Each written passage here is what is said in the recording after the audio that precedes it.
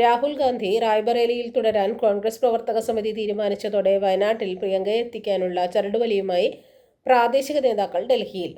വോട്ടർമാരോട് നന്ദി പറയാൻ ബുധനാഴ്ച മണ്ഡലത്തിലെത്തുന്ന രാഹുലിൻ്റേത് വയനാട് ഉപേക്ഷിക്കുന്ന പര്യടനമാകുമെന്ന് ഉറപ്പായി. ഇതോടെ വയനാട്ടിലെ കോൺഗ്രസിൽ കലാപം തുടങ്ങി.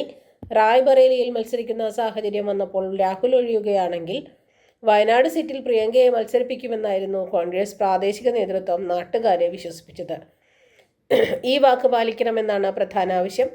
പ്രിയങ്ക വയനാട്ടിൽ മത്സരിക്കില്ലെന്ന് പാർട്ടി നേതാക്കൾ സൂചന നൽകിയിരുന്നു. ഇത് തിരുത്തിക്കാനാണ് DCC പ്രസിഡന്റ് MD അപ്പച്ചനും T സിദ്ദിഖും ദേശീയ നേതാക്കളെ കാണുന്നത്.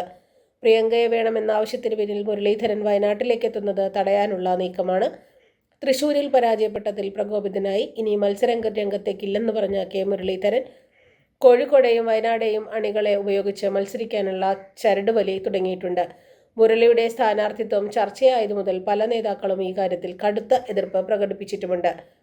പത്മജയുടെ സഹോദരനായതിനാൽ പാർട്ടി അണികളിൽ സ്വീകാര്യത കിട്ടിയില്ലെന്നാണ് പ്രാദേശിക നേതൃത്വത്തിന്റെ വിലയിരുത്തൽ.